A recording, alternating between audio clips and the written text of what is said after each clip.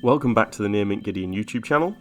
I'm Minty, also known as Near Mint Gideon, and today we're talking about Zareth San, the Trickster, and 5 cards you should be running in your deck, but may not have thought of. The ability we're going to be focusing on comes in his second paragraph of text, which says, whenever Zareth deals combat damage to a player, you may put a target permanent card from that player's graveyard onto the battlefield under your control. Zareth's an amazing card because you can build around him in so many different and unique ways, and hopefully this list of 5 cards will help you build your deck to be more powerful and more interesting. So let's get right into the list. Number 1 is Fire Shrieker. It's an equipment, it costs 3 mana and 2 to equip, and it gives the equipped creature double strike. Now because Zareth, his ability is on combat damage, you can actually give him double strike and get 2 permanents out of your opponent's graveyards. If you're running an equipment build, you might want to also include Mask of Memory and Sword of Body and Mind. Let's call them honourable mentions. Sword of Body and Mind is probably the worst sword in Commander. However, on Zareth, that ability to mill 10 is very relevant, and you can stack it so that they have to mill 10 first, and then you get Zareth's trigger to resolve and take their permanent. The other great thing about Sword of Body and Mind is the protection from colours that it gives. So it gives protection from blue and green. You're going to be targeting the Simic player because they're going to have the best stuff in their graveyard when you've milled them, because they've got the best permanents. So I really like the protection that gives. I know this was only meant to be an honourable mention, and I'm actually coming back and editing this, and I just think that it's really worth mentioning that that sword is really good in this deck. The next unusual include is Durgebat. Now, this is an expensive card for what it does. However, hear me out. You can pay 6 mana with Durgebat and mutate it onto Zareth San. Now this does 2 really interesting things. The first one is it destroys a creature or a planeswalker. The second one is it gives Zareth flying, which is really important because evasion is going to be key in this deck, so that you can make sure you connect with Zareth San. Now, destroying a planeswalker or creature for 6 mana seems bad. However, if you destroy that planeswalker and then immediately steal it from the opponent's graveyard, that seems pretty good. So that's why I've included Durgebat on my list of unlikely includes. If you're interested in building Zareth San as a mutate deck, I could see that being a strategy. You might also want to run Cavern Whisperer, which makes opponents discard, which is very good with Zareth San's ability.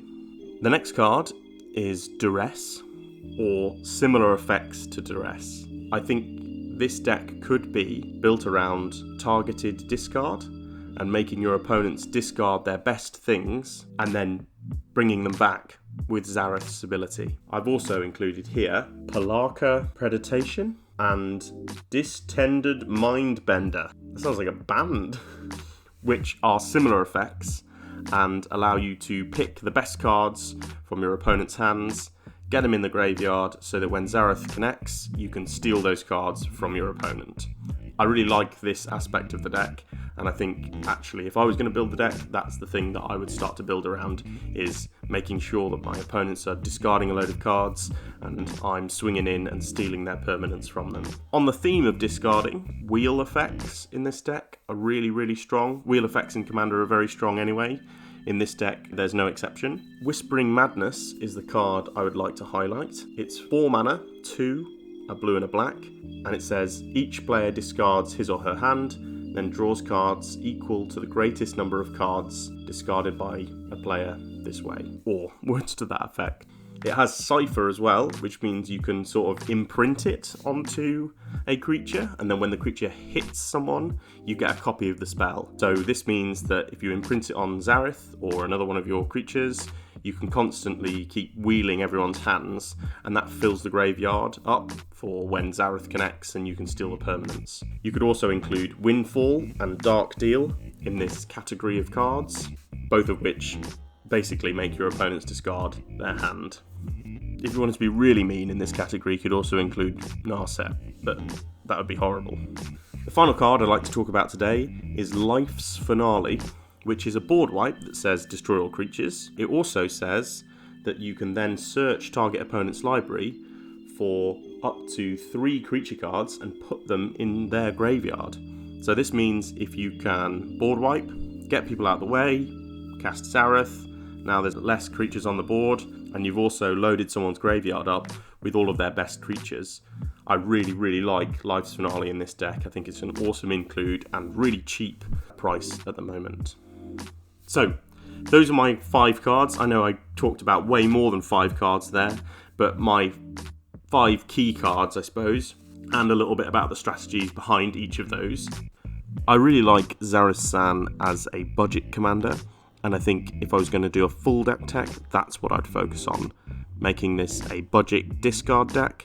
Why do I like him as a budget commander? Because he levels the playing field. You're stealing stuff from your opponents, so even if your deck doesn't contain a Mana Crypt or other really expensive cards, you can nick them from your opponents. So that's why Zareth San would make a really good budget commander that levels the playing field. If you like the video, make sure you like, comment and subscribe. If you want to see more of me, I'm on Twitter and Instagram at NearMintGideon. I've been NearMintGideon. Thank you so much for watching, and I'll see you next time. You should also run Skull Clamp, because Skull Clamp is just amazing.